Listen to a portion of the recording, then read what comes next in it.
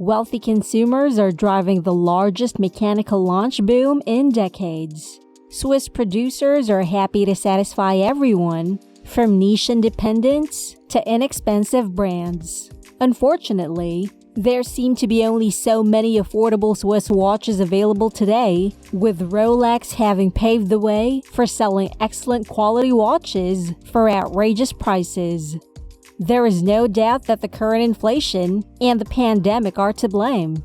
However, what the smaller brands are doing is a genuine concern, as well as what this means for the customers who cannot afford to spend tens of thousands of dollars on a Swiss watch, mainly when there are superior and more valuable alternatives.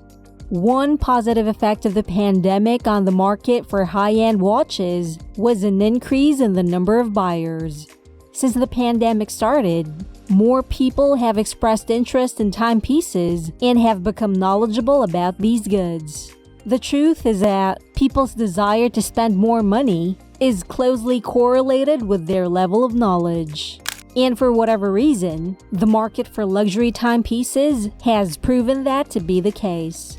Other smaller manufacturers are imitating Rolex in this regard after recently releasing some of its models at high costs. For example, consider the watches from the Oris line, designed with scuba diving in mind, but are more reasonably priced. According to co-CEO Rolf Suter, the move to models with greater levels of quality is to blame for the rise in average selling price over the previous 3 years, rising from 2,000 to over 2,400 Swiss francs, or about $2,038. This has motivated the company to create watches with in-house manufactured movements, such as the 3,900 Swiss franc Pro Pilot Excalibur 400, which includes a titanium case and strap. Once more, Studer claims that the high-end is flourishing. You should take our word for it when we suggest that customers will want more and be willing to pay more for higher quality watches if they have more knowledge, since they will know what they want. While confined at home due to the pandemic, a new generation of collectors and enthusiasts began salivating over pricey watches online. Swiss watches, renowned as the greatest timepieces in the world, are now being exported at record levels. In addition, the demand for watches costing more than 3,000 Swiss francs is rising as consumers become more knowledgeable and look for high-end calibers. Rolex, with an estimated 8 billion Swiss francs in annual sales and a 29% market share in the luxury watch industry, was a pioneer in the transformation, as we just mentioned. Between 2019 and 2021, Rolex sales are anticipated to rise by about 17%.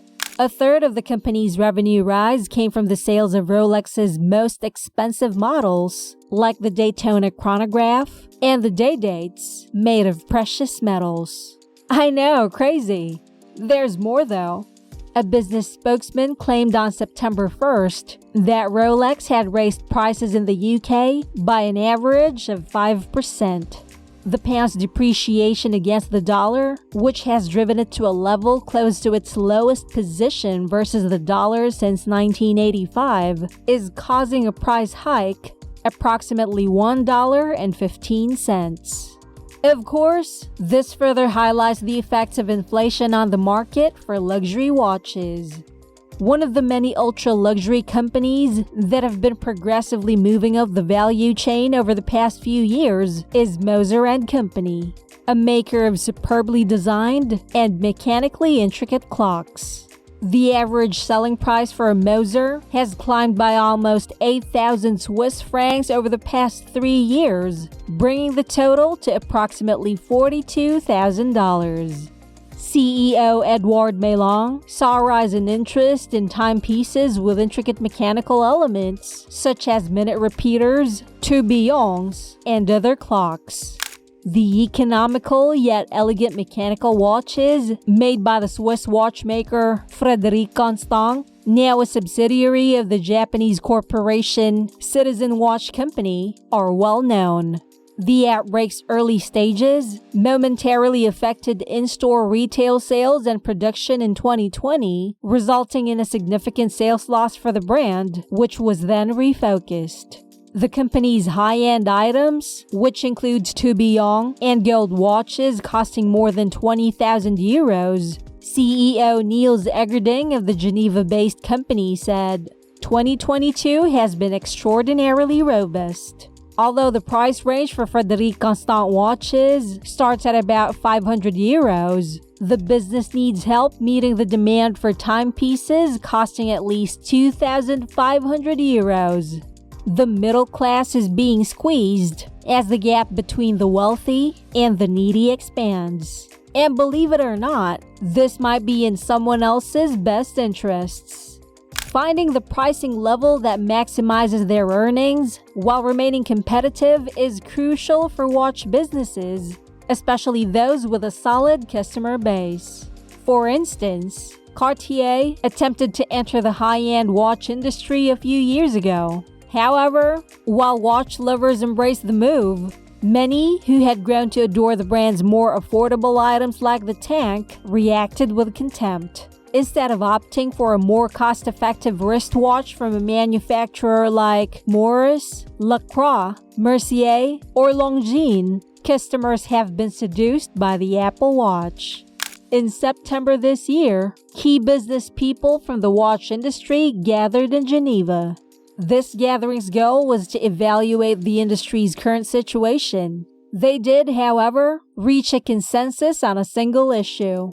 Even while costs will likely go up overall, they plan to continue making lower-end models because, in their opinion, selling watches at the lowest possible price is the best strategy for businesses to attract new customers.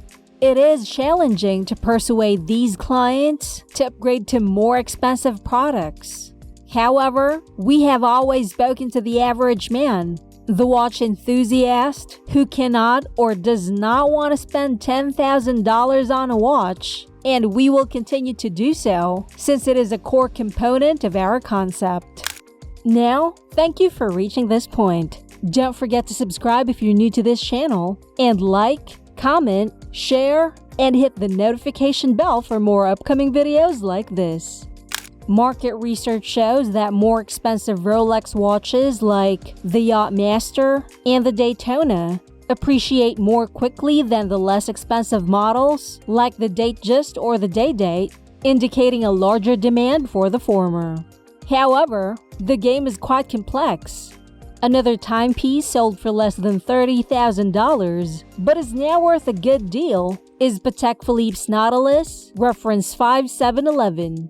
According to Patek Philippe president Thierry Stern, the company's other products suffered from the iconic steel sports watch's rising popularity. Last year, Stern said to CNBC, "I still don't understand why this watch's popularity occurred so quickly and rose to such heights. But what I do know is that I don't want to be a mono-product company. So therefore, this is why I halted the 5711 we manufactured enough of." Despite its aesthetic appeal and expert craftsmanship, a $500 Swiss watch must compete with the Apple Watch, which provides a greater range of valuable features. The truth is that if you spend more than $3,000 on something, it's obvious that you aren't really interested in its accuracy.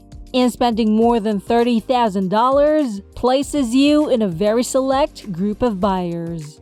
It is still being determined whether or not this is good news for the market for luxury watches.